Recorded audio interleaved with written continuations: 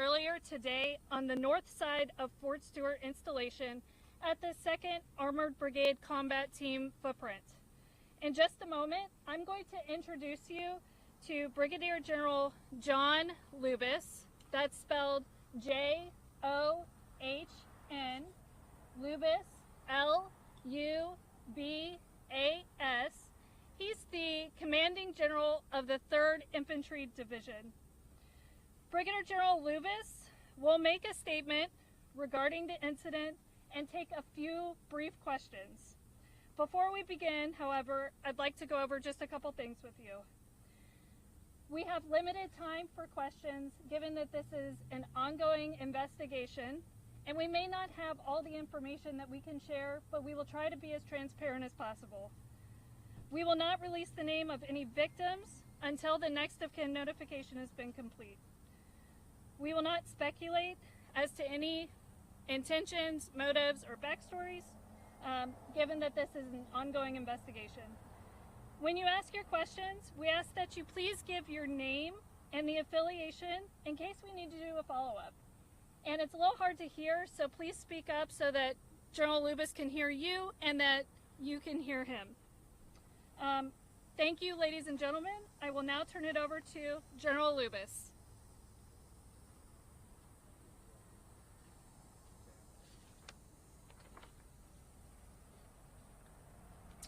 Good afternoon, ladies and gentlemen, and thank you for joining us.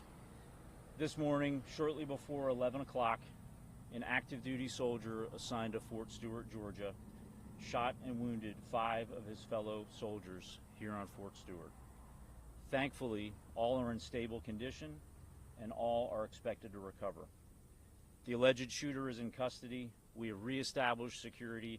I have lifted all lockdown measures on Fort Stewart, and there is currently no threat to the local community. I'd like to recognize and thank our Army law enforcement and medical personnel and our partners from local, state, and federal law enforcement and emergency services for their quick response and support. I would also like to thank the brave soldiers who immediately intervened and subdued the shooter. These soldiers, without a doubt, prevented further casualties. Our wounded soldiers were initially evacuated to Wynn Army Community Hospital right here on Fort Stewart. All arrived in stable condition, and 3 of the 5 required surgical intervention. 2 have been transported to Memorial Hospital in Savannah, Georgia for additional care. We have identified the alleged shooter as Sergeant Cornelius Radford, an automated logistics sergeant assigned to 2nd Brigade Combat Team. Sergeant Radford has not previously deployed to combat. Sergeant Radford has been interviewed by the Army Criminal Investigation Division and is currently in pretrial confinement, awaiting a charging decision by the Office of the Special Trial Counsel. Right now, our primary focus is first on caring for our injured soldiers and their families, and also supporting the soldiers of the Spartan Brigade. All of the families of the victims have been notified, and we're wrapping our arms around them and ensuring we provide them all the support that we can. Before I take questions, I want to remind you that this is an ongoing investigation and we're still gathering questions. And ladies and gentlemen, I'll now take your questions. General Lewis will be in Coastal News. Can you give us what unit he was assigned to and how long he served in the Army? If you didn't mention that. Yeah, he is assigned to one of our sustainment units here in 2nd Brigade Combat Team at Fort Stewart, and I will have to confirm how long he served with us. Yes, sir. Corresponding with the Associated Press, as best you can, knowing it's still early, can you walk us through where this happened, what happened in the shooting, and were the victims subordinates to the sergeants, or were they people over him in rank? Yeah, right now it's premature, and we're gathering a lot of the information. What we know is this soldier, the shooting occurred at the soldier's place of work. It did involve his co-workers.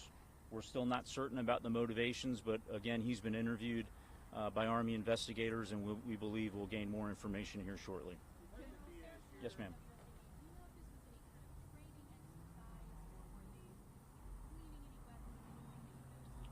No, ma'am. We don't have any reason to believe it had anything to do with a training event. Other than that, I can't state the motivations for this soldier. We've heard that the shooter Yes, sir. may have been from Jacksonville, Florida. Are you able to confirm that? We also heard that he had maybe been arrested Yeah, at this point, I can't confirm where he's from. We can follow up on that. I do believe he was arrested locally for a DUI that was unknown to his chain of command until the event occurred, and we started looking into the law enforcement databases. Robin, now from the current, can you tell us whether or not that was a military weapon or whether this is a personal weapon that the person brought on base? Yes, ma'am. I can confirm it was not a military weapon, and we believe it was a personal handgun. Yes, sir.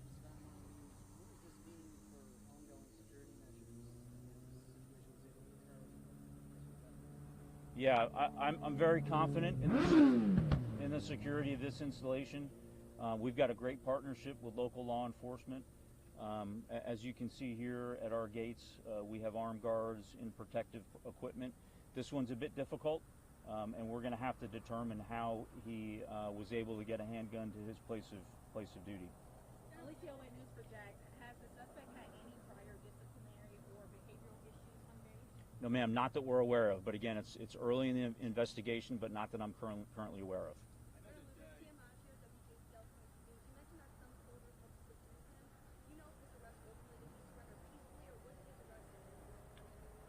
I don't have the details on that, but I know that his soldiers in the area that witnessed the shooting immediately and without hesitation tackled the soldier, subdued him, that allowed law enforcement to then take him into custody. And we've got time for one more question.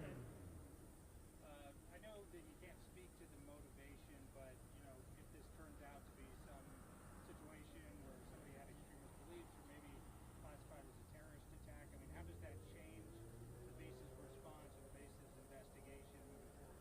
Yeah, currently we have no reason to believe any of that is the case. However, we continuously assess the threat environment, both in the immediate area and across our Army and DoD installations, and we will address the threat level accordingly. Yes, sir. He was a sergeant. Ladies and gentlemen, thank you for your questions, and again, thanks to the local responders and the local community for their help. Thanks, and have a great afternoon. Thank you. Hey, I'm going to give you the proper spelling of. I'm going to give you the spelling of the assailant.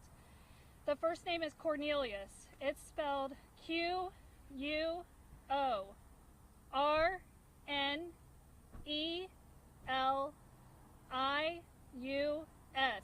Last name is Radford. R-A-D-F-O-R-D. Radford. He's 28 years old.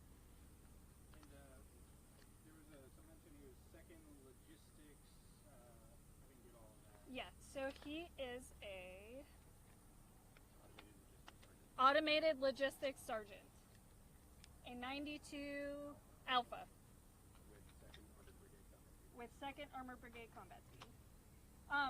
Hey, I'm going to come off the podium now, but if you guys have additional questions that I can help facilitate stuff, we have a whole team of public affairs back here that's here to help. Could I ask you to just repeat your rank? Make sure I got it? Yes, it's Lieutenant Colonel.